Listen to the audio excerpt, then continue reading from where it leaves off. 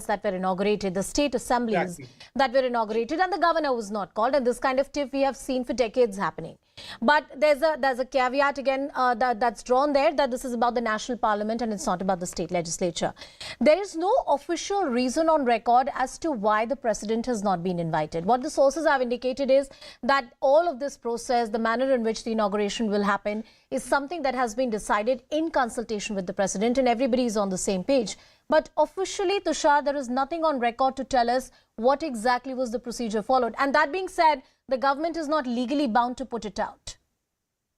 Absolutely. The government is not legally bound. But if we are to use the Constitution of India as a reference, who is the head of the parliament? It's the Prime Minister. And nevertheless, even if the president was invited to inaugurate the new parliament building, the opposition would have made a fuss about it as well. What is actually hurting the opposition parties? It's not whether the president has been invited or not. It's not whether Narendra Modi as the Prime Minister is inaugurating the parliament or not. It's actually the imminent delimitation that's going to be ushered through this new parliament building. They know that the number of members in the Lok Sabha are going to be increased after the 2024 election. They want to oppose the delimitation that's coming because that would not suit their interests, because all of these are regional parties and they want to take a stance against delimitation. So if we had to read between the lines, this has nothing to do with the president or the Prime Minister of India. While there's a fair point you make, but the Prime Minister is head of the Council of the Minister. He is the leader of the government. He enjoys the responsibility of the collective responsibility which is sworn into the government. But the president is also the representative of the government. In fact, before every budget session, it's the president that introduces the agenda of the government, And if you look at the words of the president's speech, he always says it's my government is going to do this. That's the agenda. And that has been largely the parliamentary convention. Mr. Reddy is back with us on the broadcast. Yes, Mr. Reddy, go ahead. You had a point to make. See, I don't know why BJP is running away from the question. Why they are not inviting Honorable President? The straight question. The entire nation is asking this question again and again. But they are running away from the question because they don't have answer. That is the reason they are really relying on some old incidents which took place. So is that a ground why BJP is not calling President for the inauguration ceremony? Is that the ground? What is your stand? Just now he said that, Prime Minister is the head of the parliament. No, sorry. President is the head of the parliament. And the head of the Council of Ministers is Prime Minister. Come on, sir. Head of the parliament in both upper and lower houses is the president. Why was your party disrespecting the president? Then why was your party disrespecting the president? Why are the members of your party who are calling the president still a part of your party? Don't divert the topic. Answer that. Like I said, one at a time. Mr. Reddy right now. Mr. Ram Mohan Reddy, then I'll go to Tushar Gupta. Mr. Reddy, one point I want to ask you. All right, let's take this on the face value that you're trying to project. Mr. Reddy, 1 second. Listen to my question. Yes, I take your point. Listen to my question, sir. With due respect, sir. Listen to my question. My question is that ever since the inception of this project, whether it was about the timing of the construction, whether it was about the money that was being spent, from being called a personal vanity project of the Prime Minister to why do we even need a new parliament, when it's the Congress party, the criticism of the grand old party has been about shifting paradigms. You've not been consistent in your criticism. And finally, when the parliament is ready, now the issue is suddenly about who's going to inaugurate it. The BJP argues and your critic argue that this is sheer political opportunism. You don't really have a valid point to make. And in the run-up to 2024, you're trying to make it about caste identities to score a political point. Mr. Reddy. If you understand the stand of the Congress party, first the question was about the candidature, the criticism against the candidature. After that, results were announced and the Honorable President was elected. Then we started, and we are bound to respect her because she is the constitutional boss. And we will all respect her. Coming again, when it comes to the parliament building, yes, we criticized it. But today, are you expecting us to stick to the criticism and to not care about the current politics? We just, No, We sir. just No, adapt sir. with the The situation. shifting tone and tenor We of just go, we just criticism. respect the Mr. Reddy, Mr. Reddy, now. the shifting paradigms of criticism point out to some degree of intellectual dishonesty. And that's the point that I'm trying to get at. That this is not real criticism, but it's rather coming in from an intellectually dishonest place. I believe that's the core argument of the BJP as well. Mr. Reddy, your response, and then I'll go to Tushar. As the time passes, we will not stick to only one issue because there are so many issues running in this country, right? So we are just making the current politics and making people aware what is really happening. If we just keeping reliance on the Prime Minister's criticism on Congress party, on Nehru family, or on other issues, then why are they sticking to the only one point then? The point here is, today in this current situation, Congress party is only demanding to call president of this country for the inaugural ceremony. Nothing else, because we want the honorable president to be respected. BJP doesn't have any answer for that. Tushar, there is a... Because we have raised this question to BJP also, the official spokesperson, multiple times. But Tushar, it's a flat and a straight question that the opposition is asking. Why can't the President of India, which is the constitutionally coveted position, the first citizen of the country, be a part of this groundbreaking ceremony? I mean, nobody can deny that with the new parliament, we are going to turn a page. It's an important chapter in India's democracy. It's not just a piece of infrastructure. It marks new beginnings. Why shouldn't the president be a part of it? Tushar. We don't know if the president is not going to be a part of it. The Congress is making a case for her to inaugurate it. So two separate things. But my problem is with the Congress's opposition for the sake of opposition. Remember when the national emblem controversy had broken out, and what were the Congress spokespersons claiming on national television? Oh, the lions look too aggressive. Oh, this new parliament building is not, again, it's not in alignment with the ethos of secular India and whatnot. So since the pandemic and when the construction for the Central Vista began to today, when the inauguration is just 2 days ahead, the Congress has been opposing every project around Central Vista, including the new parliament building, for the sake of it. And at this point, it's hard to take the criticism seriously or to actually believe in it intellectually, because 6 months ago, they were the ones insulting the president. And today they are claiming that they want to ensure that the president is respected. I put that point of intellectual dishonesty. Intellectual dishonesty. Yeah. There is political opportunism as well. Yeah, I put that point of intellectual dishonesty very straight to the Congress party. And I'm going to ask you also, Tushar, as a thinker, that this parliament is not just about the government and the opposition. This parliament is about billion-plus Indians who look very proudly at their constitution, who are very proud of the ethos of this country and everything that the parliament signifies. Despite the pitfalls that this country has had or the problems that we have faced in our democratic history, this new parliament building is going to represent our aspirations and our elected representatives. So I don't think this entire inauguration is just about the government and the opposition. It's also about the people. And coming in from that point, the presence of the Prime Minister is of paramount importance. The presence of the opposition is of importance. And I believe the presence of the President is also of huge importance. Tushar. Absolutely. I cannot disagree with that. The President, even the Chief Justice of India for that matter, they all need to be there. This is a very, very important chapter we are turning to in the post-independent history. But for the opposition to make it about the politics of the day, that's incorrect. The president needs to be there in some capacity. That is correct. Should she have inaugurated the parliament building? That can be debated. But the opposition would have staged a walkout nevertheless. Anusha, are we going to sit here and pretend that this is the first time the opposition parties have had a problem with the new parliament building? They have made an issue out of the interior designs. They have been tweeting images of mocking the Prime Minister. They have been questioning the funds, citing inflated costs of the parliament. At one point, even if I want to give the opposition the benefit of doubt to agree with them that, yes, they are right, the kind of opposition and the kind of hypocrisy they have displayed for the last 2.5 years around the new parliament building makes it difficult for anyone to do that, even for the citizens of India. Mr. Reddy, I think Tushar makes an important point there, and he concedes that, yes, President or the Chief Justice of India should be present at that very crucial ceremony in some capacity. Whether they inaugurate or not inaugurate is a different debate altogether. But for the opposition parties to rake up this entire issue and make it about the prestige of the office of the President or Draupadi Murmu herself, you're just using her as a political pawn, because the opposition has been critical of the President in individual capacity ever since her election really happened. So you're not really coming in from a place of constitutional or political propriety. Mr. Reddy. First of all, let me be very clear that the president is the supreme for chief justice also, because he is the one, the president is the one who will appoint the chief justice. Yes. Okay. The priority when it comes to president or chief justice, president is the one on whom we are discussing all this topic. And the point number 2 is, after hearing the whole submission of learned friend there, I don't know his name. Tushar Gupta, he is the editor of Swaraj magazine. That's your learned friend on the broadcast. They just wanted to skip the answer and just put on the points onto the opposition again. Again and again and again. What was the question really? What was the question?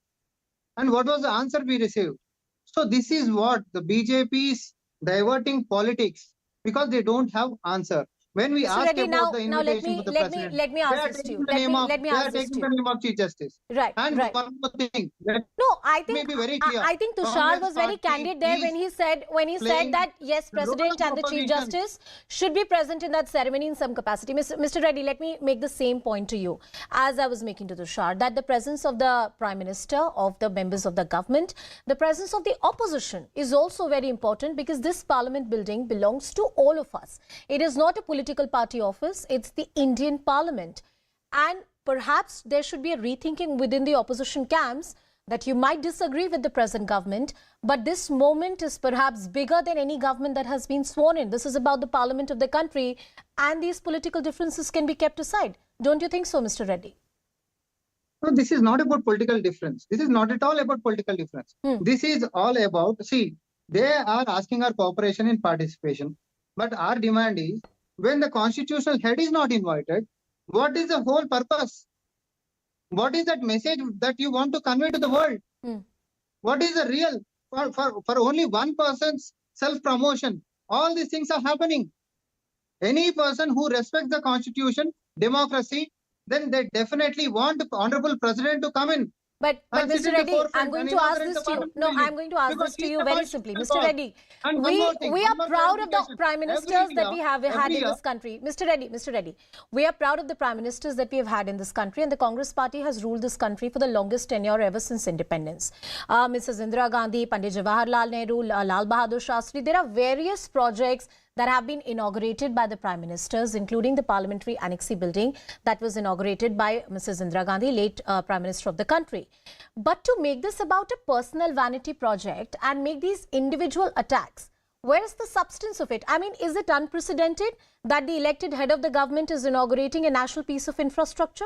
I don't believe that's unprecedented. Yes, it is unprecedented that we have a new Parliament building, but it's not happening for the first time that the Prime Minister of a country is going to inaugurate such a piece of infrastructure.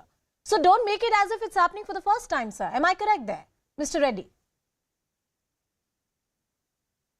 No, I disagree with that. Okay. I entirely disagree with that, because we are not, inaugurating some building or the portion of a building or some project or some library. We are inaugurating the entire Parliament of India. We are inaugurating the Parliament here. And when you cited the example where Indira Gandhi ji inaugurated the Parliament Annex, but the foundation stone was laid by then President V.V. Giri. Yes. The participation of both the President as well as the Prime Minister was there. But when it comes to the so-called vanity, whatever we criticize, then today, the Parliament building, who laid the foundation stone and who is going to inaugurate? What is the role of the President of this country? Despite being constitutional head, disrespecting his position. Okay. I'm short of time. I have to close the debate. Tushar, 30 seconds to you. Closing comments. This vibrant democracy has a very strong elected government right now. And it's important that other constitutional positions, whether it's the office of the governor, president, speaker, everybody is accorded their due respect. That's what the opposition claims that they're fighting for. Your closing comments. You know, for the last 20 odd minutes, I've heard the Congress spokesperson say a lot about the office of the President of India. And he's mostly right.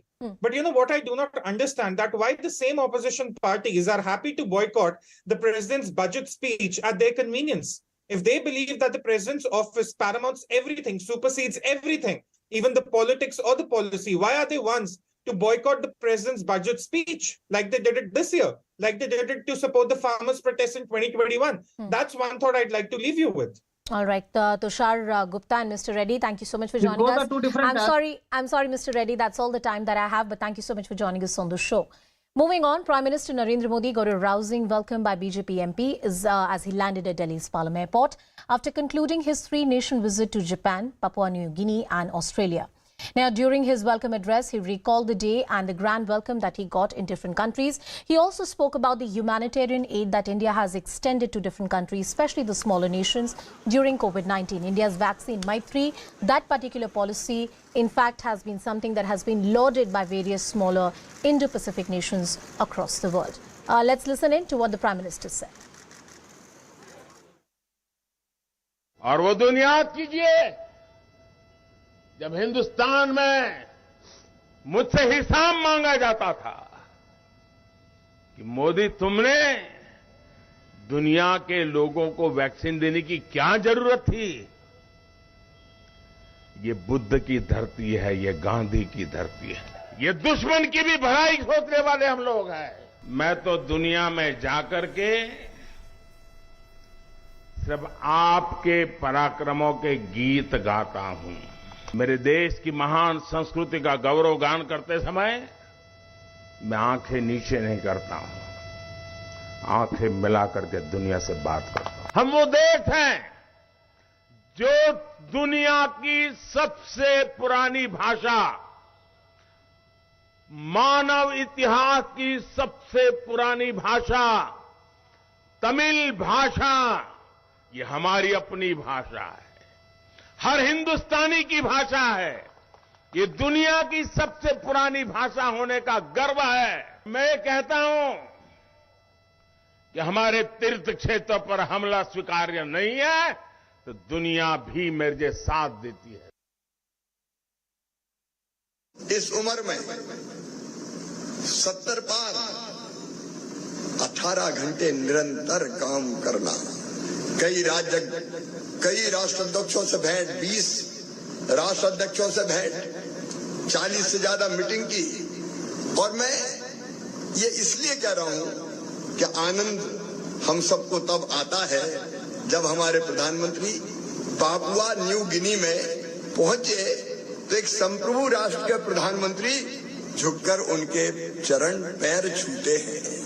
सचमुच में यह अभूतपूर्व है, आज तक ऐसा कभी नहीं हुआ। ये प्रधानमंत्री जी की समाज सेवा, राष्ट्र सेवा और दुनिया की चिंता जैसी वो करते हैं, उसी का परिणाम है। जहां पूरे देश के अंदर आदरणीय प्रधानमंत्री जी पर लोगों ने अनेक अवसरों पर गहरी जो विश्वास व्यक्त किया है, गहरी जो है उनके साथ एक बाउंड देश की जनता ने जहां प्रदर्शित किया है, वहीं विदेश की धरती पर भी, चाहे अमेरिका हो, चाहे ऑस्ट्रेलिया हो, पापुआ गिनी हो, फिजी हो, अनेकों राष्ट्रों में जहां भी प्रधानमंत्री जा रहे हैं, जिस प्रकार से अभूतपूर्व स्वागत हुआ है, भूतो न भविष्यति, कभी किसी प्रधानमंत्री का आज़ाद भारत के इतिहास में ऐसा स्वागत विदेश की धरती पर नहीं हुआ। जहां अमेरिका के राष्ट्रपति ऑटोग्राफ मांग रहे हो, ऑस्ट्रेलिया के प्रधानमंत्री अनेक शब्दों का उच्चारण माननीय प्रधानमंत्री जी की प्रशंसा में कर रहे हों। आदर सम्मान से पापुआ न्यू गिनी के प्रधानमंत्री जेम्स मराबे ने उनका स्वागत किया। यह चित्र तो आप सब ने देखा था, पर मैं आपको यह भी बताना चाहता हूं कि उसके पहले पापुआ न्यू गिनी के प्रधानमंत्री हमारे राजदूत से बात कर रहे थे और उन्होंने उनसे पूछा कि मैं भारत के प्रधानमंत्री को खाली प्रधानमंत्री नहीं मानता, मेरे लिए वो एक और अतिथि नहीं है, मेरे लिए वो गुरु है, विश्व गुरु। तो जब किसी देश, और वो भी ऑस्ट्रेलिया जैसे देश को, उनके प्रधानमंत्री जब कहते हैं कि आप दी बॉस, जब ये पापुआ न्यू गिनी के प्रधानमंत्री कहते हैं कि मैं आपको गुरुजी के स्तर पे मानता हूं, तो मैं आप सबको समझाना चाहता हूं कि अभी जो जिस परिप्रेक्ष्य से दुनिया भारत को देख रही है, वो इसका कारण है प्रधानमंत्री नरेंद्र मोदी जी का नेतृत्व। आदरणीय प्रधानमंत्री श्री नरेंद्र मोदी जी का 6 दिन का विदेशी दौरा भारत, भारतीयता और 140 करोड़ भारतीयों का गौरव बढ़ाने वाला है। पिछले कुछ दिनों में वैश्विक राजनीति में जिस तरह से हर जगह भारत और भारत के प्रधानमंत्री जी की चर्चा हो रही है, वो कोई साधारण घटना नहीं है। भारत के प्रधानमंत्री जी का ये दौरा सशक्त भारत की एक गवाही है। इतिहास में कभी पश्चिम के देशों के प्रतिनिधियों का परचम लहराता था, उनका प्रभाव होता था। आज वही प्रभाव, इन्फ्लुएंस भारत के प्रधानमंत्री का है। Well, we continue tracking that story and much more. For now, a very short break.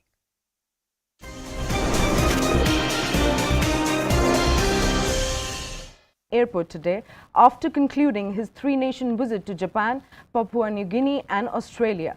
Now, during his welcome address, he recalled the day when some leaders in the opposition raised questions over supplying vaccine to other nations, as he received thanks for supplying COVID vaccine to other nations. Now, he further said that the people asked him why he gave the vaccines to the world, to which he replied that India is the land of Buddha and Gandhi, and that India cares even for its enemies. He also added that Tamil language is the language of every Indian, and that is the oldest language in the world. ये यात्रा समय तो ज्यादा नहीं था यात्रा का, क्योंकि ट्रैवलिंग में भी टाइम जाता है, लेकिन जितना समय मुझे उपलब्ध था उसका पल पल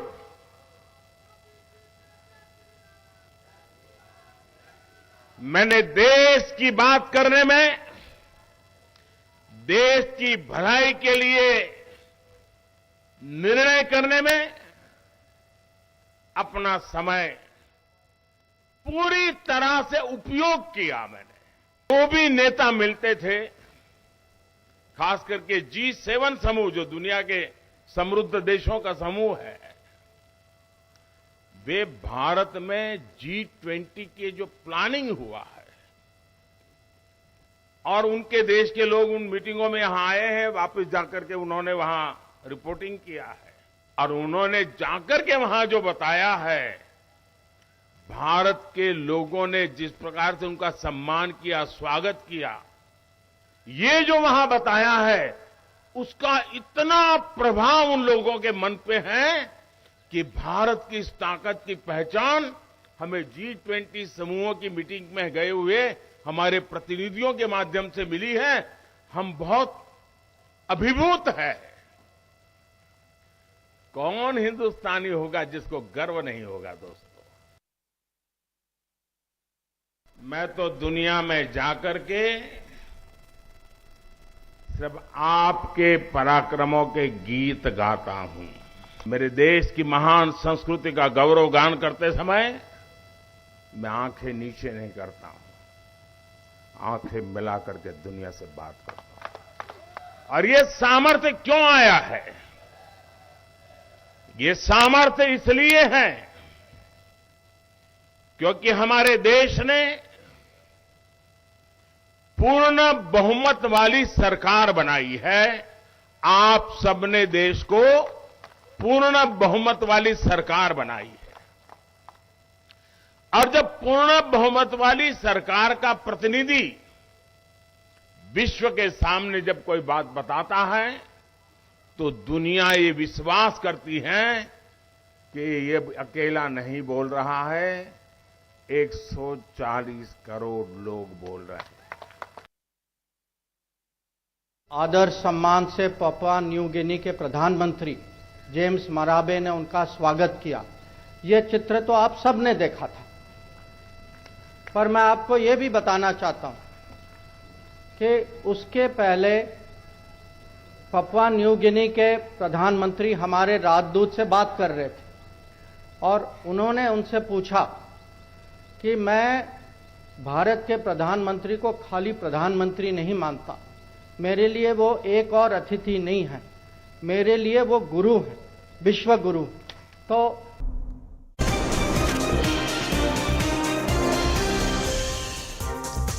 Welcome back. There's some latest news coming in. Let's cut across to that. Praveen Sood is the new CBI director. He's taken the charge. Praveen Sood is the 1986 batch IPS officer from Karnataka Govt. And he was the director designate earlier who has now taken the charge. The process of appointment has been, officially completed, and now he's taken the charge. As I said earlier, he's the 1986 batch IPS officer from the Karnataka Govt. He's another officer among the 3 shortlisted who was in the running for this entire post. Past associations with a few former ministers was considered as a high-powered committee, but then ruled out his name. This brought the number of choices to 2. That's what the sources indicated.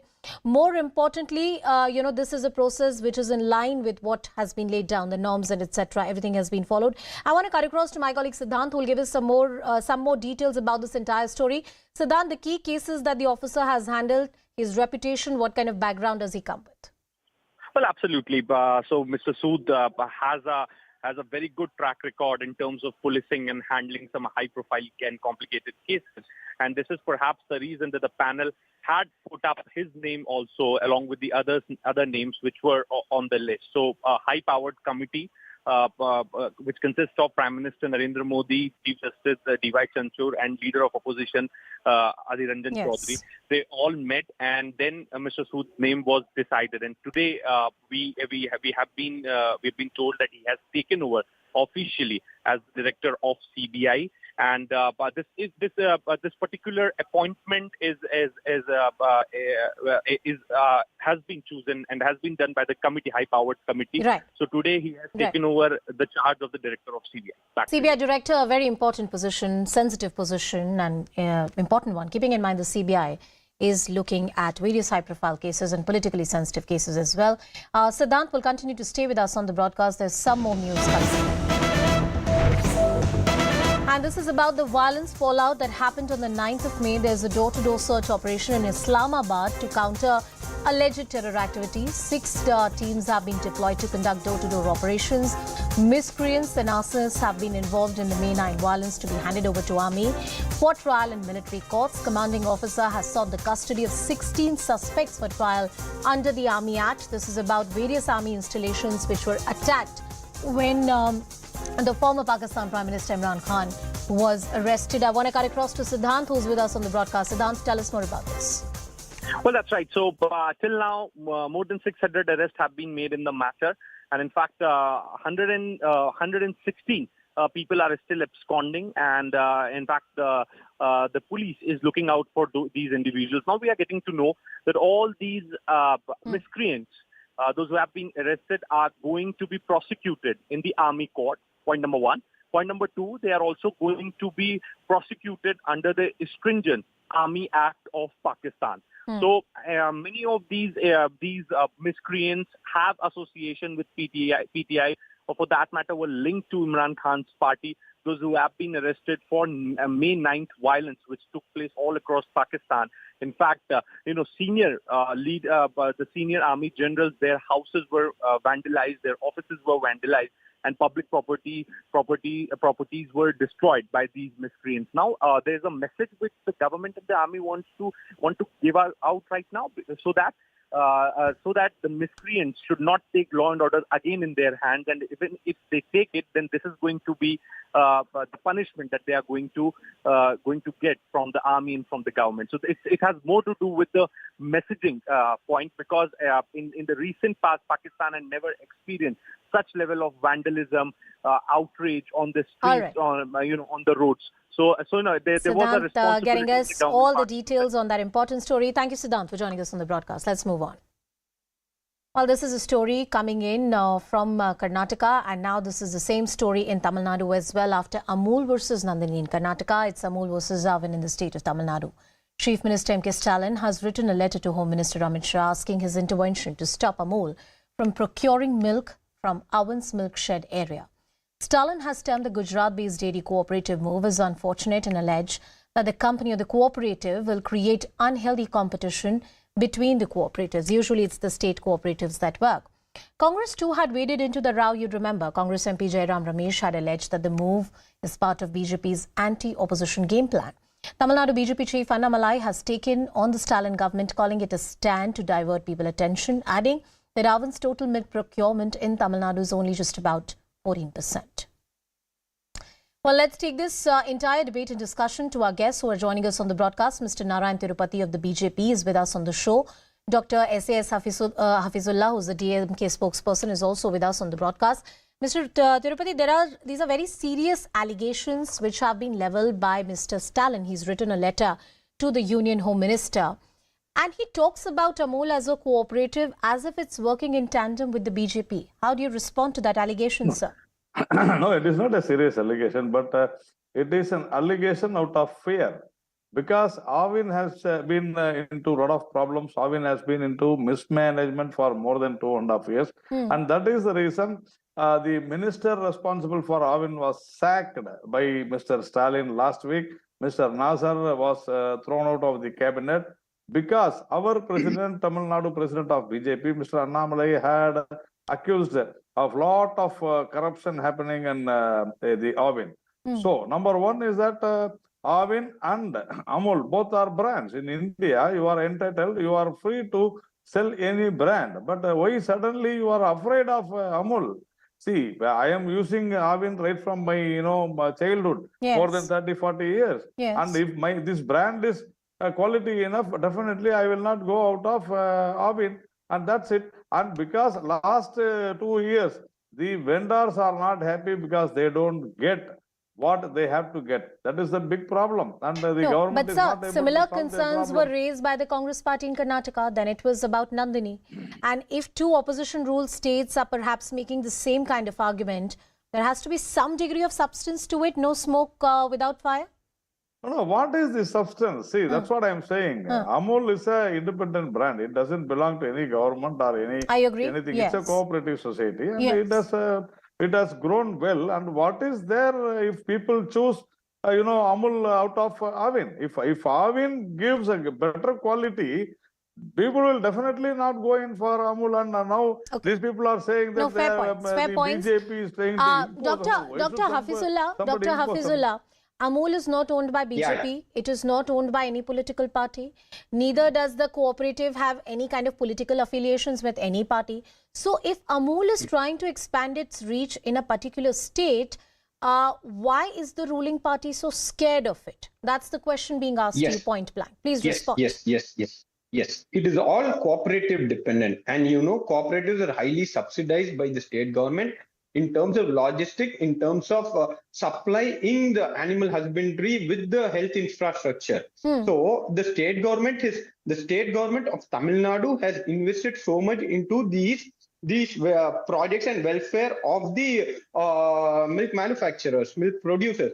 So the question here is not about the problem of quality. Aavin has time and again has proved that it's one of the best products in the country. It is not about the it's not the question of the quality here. So for Aavin to run without loss, we know societies don't run for profit. They run to make sure the product that the people are consuming is subsidized. For it to run without loss, Aavin should be able to sell at least 70 lakh liters per day. But we are here procuring about 37 to 38 lakhs, where there is a revenue deficit for the society itself.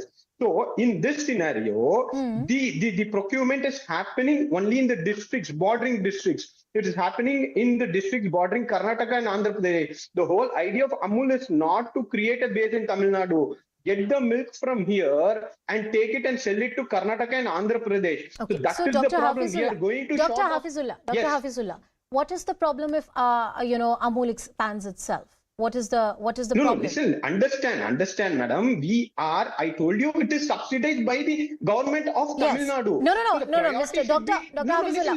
No, listen to my question and then negate me if I'm wrong. I'm open to that. What I'm asking you is, if it's a cooperative subsidized by the government, then Amul is also a cooperative and is subsidized by some other government. At the end of the day, it's the same country. And if one cooperative or a particular brand provides, say, for the sake of the argument, better quality, better services, better logistics, reaching to more people, why would the government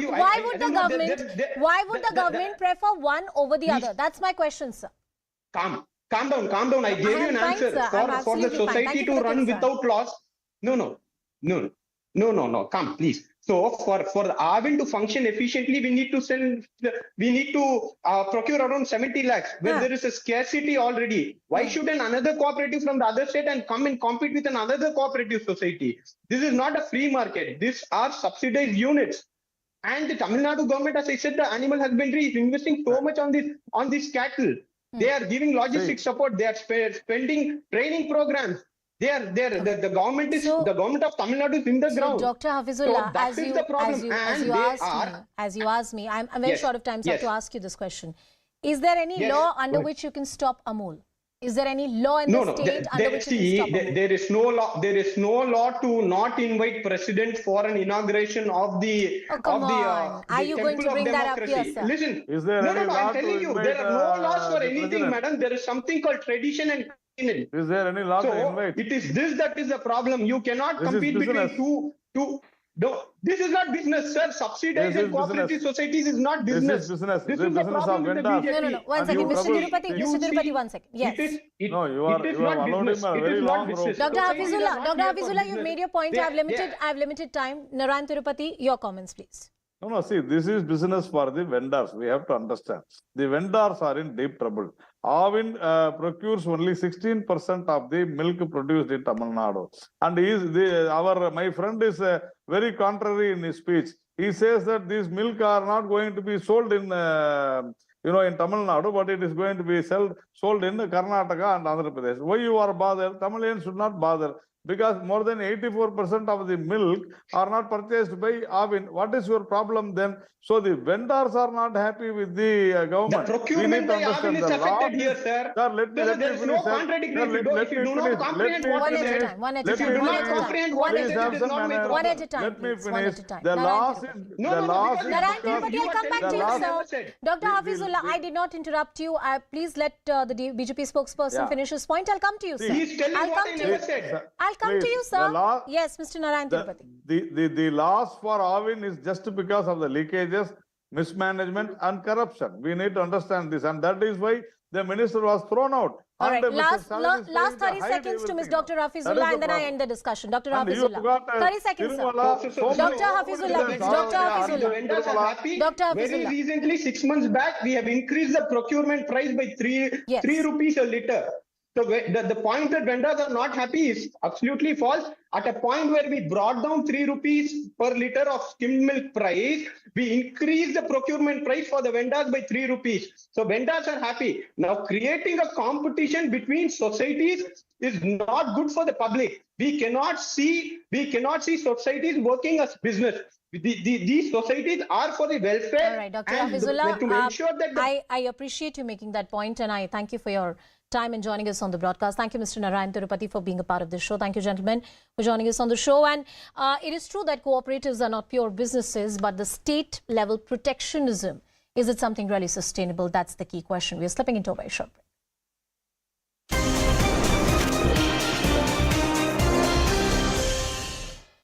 Finally concluding it in Australia with a huge show of Indian diaspora in the presence of the Australian Prime Minister, former Prime Minister, and various other top dignitaries and the ministers. So Prime Minister Modi thanking the people of this country that the respect which he gets outside is because of the talent and the people that we have, and of course the culture and the roots that we have is the reason behind that. So it was a very, very special moment for the BJP workers. As we spoke to them, they were saying that it was wonderful opportunity and it was not a waste. They would call it by coming here, staying awake for the entire night. Everything is completely paid off when Prime Minister Modi came close to them and they got the opportunity to shower Prime Minister Modi with flower petals. Well, thank you so much, Arun, for all the latest inputs. Prime Minister Narendra Modi got a rousing welcome by BJP MPs as he landed at Delhi's Palam Airport today after concluding his three-nation visit to Japan, Papua New Guinea and Australia. Now, during his welcome address, he recalled the day when some leaders in the opposition raised questions over supplying vaccine to other nations as he received thanks for supplying COVID vaccine to other nations. Now, he further said that the people asked him why he gave the vaccines to the world, to which he replied that India is the land of Buddha and Gandhi and that India cares even for its enemies. He also added that Tamil language is the language of every Indian and that is the oldest language in the world. ये यात्रा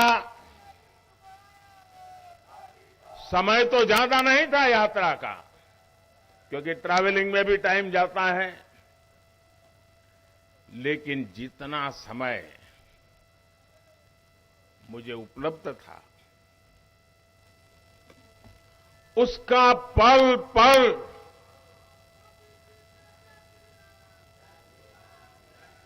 मैंने देश की बात करने में, देश की भलाई के लिए निर्णय करने में अपना समय पूरी तरह से उपयोग किया मैंने। जो भी नेता मिलते थे, खास करके G7 समूह जो दुनिया के समृद्ध देशों का समूह है, वे भारत में G20 के जो प्लानिंग हुआ है और उनके देश के लोग उन मीटिंगों में यहां आए हैं, वापस जाकर के उन्होंने वहां रिपोर्टिंग किया है और उन्होंने जाकर के वहां जो बताया है, भारत के लोगों ने जिस प्रकार से उनका सम्मान किया, स्वागत किया, ये जो वहां बताया है उसका इतना प्रभाव उन लोगों के मन पे है कि भारत की इस ताकत की पहचान हमें G20 समूहों की मीटिंग में गए हुए हमारे प्रतिनिधियों के माध्यम से मिली है। हम बहुत अभिभूत हैं। कौन हिंदुस्तानी होगा जिसको गर्व नहीं होगा दोस्तों। मैं तो दुनिया में जाकर के सिर्फ आपके पराक्रमों के गीत गाता हूं। मेरे देश की महान संस्कृति का गौरव गान करते समय मैं आंखें नीचे नहीं करता हूं, आंखें मिला करके दुनिया से बात करता हूं। और ये सामर्थ्य क्यों आया है? ये सामर्थ्य इसलिए है क्योंकि हमारे देश राज परिवार प्रधानमंत्री जी को स्वीकारने के लिए 9 साल तक तैयार नहीं। देश के प्रधानमंत्री जी को संसद में बोलने नहीं देते। वो जब भी कोई कार्यक्रम करते हैं ये बहिष्कार करने जाते हैं। मैं आज कांग्रेस पार्टी के नेताओं को कहना चाहता हूं कि आपके बहिष्कार करने से कुछ नहीं होता। पूरे देश की जनता का आशीर्वाद नरेंद्र मोदी जी के साथ है, नरेंद्र मोदी जी के साथ। और पूरे देश की जनता चाहती है कि नए भारत के निर्माण में लोकतंत्र का मंदिर भी नया बने। नई संसद के अंदर नए भारत की रचना के लिए मनन हो, चिंतन हो, चर्चा हो, मगर आप तो प्रधानमंत्री जी को बोलने भी नहीं देते। और मैं आज कहना चाहता हूं कि आप जो कर रहे हैं ये भारत के 130 करोड़ लोग देख रहे हैं। और अगले चुनाव में जब मैंडेट लेने जाएंगे, इस वक्त विपक्ष का स्टेटस चला गया है, अगले बार इतनी भी सीटें नहीं आएगी और मोदी जी 300 से ज्यादा सीटों के साथ देश के प्रधानमंत्री बनकर तीसरी बार। ये नकारात्मक दृष्टिकोण, ये वक्र दृष्टि कभी देश का भला नहीं कर सकता। भारतीय जनता पार्टी ने हम विपक्ष में बैठे तब भी आपका सम्मान किया। कई सालों तक रचनात्मक विपक्ष की भूमिका निभाई और 2 बार पूर्ण बहुमत से चुनने के बाद भी आप देश के प्रधानमंत्री जी का सहयोग नहीं कर रहे हो। ये भारत की जनता के जनादेश का अपमान है। और जो दल कांग्रेस के साथ जुड़ गए हैं, मैं उनको भी कहना चाहता हूं कि कांग्रेस वालों के रास्ते पर चलोगे तो कांग्रेस जैसी ही स्थिति होगी, इससे अच्छी स्थिति नहीं। माताओं, भाइयों, बहनों, भारतीय जनता पार्टी ने अनेक प्रकार के काम आसाम के अंदर किए हैं। अभी अभी सरकार जब बनी तब हमने वादा किया था आसाम की भाषा, आसाम की संस्कृति, उसका संरक्षण और संवर्धन करेंगे। लचित बरफुकन के जन्म की 400वीं वर्षगांठ में प्रधानमंत्री ने खुद शिरकत कर लचित बरफुकन को बहुत बड़ी श्रद्धांजलि देने का काम नरेंद्र मोदी जी ने किया। यूनेस्को की विश्व धरोहर का नामांकन भी असम के अहोम राज्य के शाही परिवार के जहां पर अंतिम संस्कार हुए वो जगह को करने का काम भारतीय जनता पार्टी की सरकार ने किया है। और अभी अभी हमारा विश्व प्रसिद्ध बिहू जब शुरू हुआ तब प्रधानमंत्री यहाँ आए और आसाम में युवाओं ने एक वर्ल्ड रिकॉर्ड बनाकर बिहू को विश्व प्रसिद्ध कर दिया। भारतीय जनता पार्टी की केंद्र सरकार और आसाम सरकार ने पूरे आसाम को पूर्वोत्तर भारत और पूर्वी देशों की मेडिकल कैपिटल बनाने के लिए कोई कसर नहीं छोड़ी। आसाम की राजकोषीय स्थिति भी सुधरी है। 21-22 में जीएसडीपी 4 लाख करोड़ था और 23-24 में 5.50 लाख करोड़ जीएसडीपी बढ़ा है। उद्योग बढ़ रहे हैं, औद्योगिक नीति के तहत इन्वेस्टमेंट आ रहा है और अरुणोदय स्कीम आसाम का भविष्य बढ़ाने वाली है। कृषि का विकास हो रहा है, डेयरी का विकास हो रहा है, 3000 तालाबों का विकास हो रहा है और आसाम को अगले 5 साल में हम बाढ़ मुक्त बनाने के लिए भी कोई कसर नहीं छोड़ी। और सबसे बड़ा काम आज हुआ है, लगभग 85,000 युवाओं को 2 साल के अंदर पारदर्शिता के साथ एक भी पैसा खर्च करे बगैर सरकारी नौकरी देने का काम भारतीय जनता पार्टी की आसाम सरकार और हमारे मुख्यमंत्री हेमंत बिस्व शर्मा ने किया।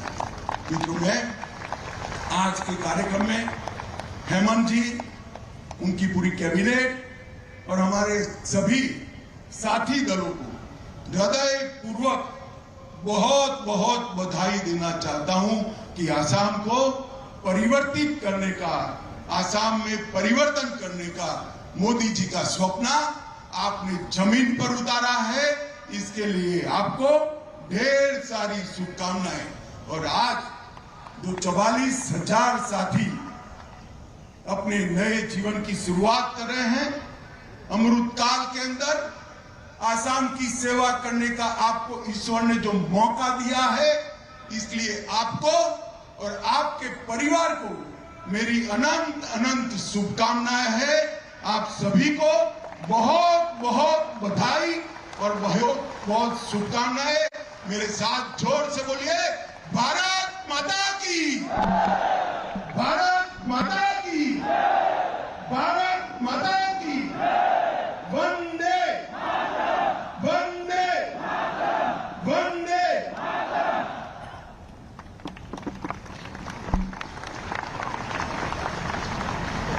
Address of Home Minister Amit Shah once again talking about the entire controversy that we have seen around the inauguration of the Parliament building.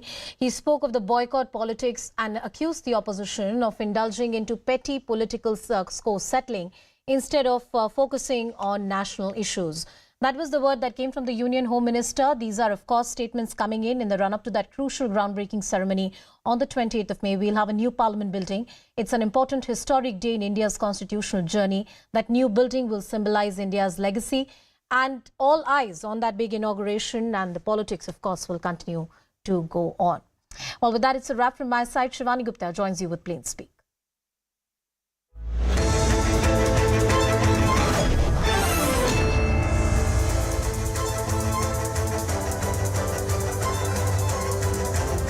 Welcome everyone. Thanks a lot for staying with us. You're watching Plain Speak with me, Shivani Gupta. The controversy over new parliament is refusing to die down, or at least a showdown over the new parliament. Total 20 parties have now decided to boycott the inauguration ceremony. A plea has also been filed in Supreme Court demanding that the inauguration be done by President of India. But not all opposition parties have refused to attend. BSP Chief Mayawati says boycotting the event is unfair and the government has every right to unveil the new parliament as they are the ones to build it. YSRCP Chief and Andhra Pradesh Chief Minister Jagan Mohan Reddy, who will also be attending the ceremony, says that opposition parties should set aside differences and attend the event as boycotting it is not in the true spirit of democracy. Meanwhile, the BJP has also upped the ante against the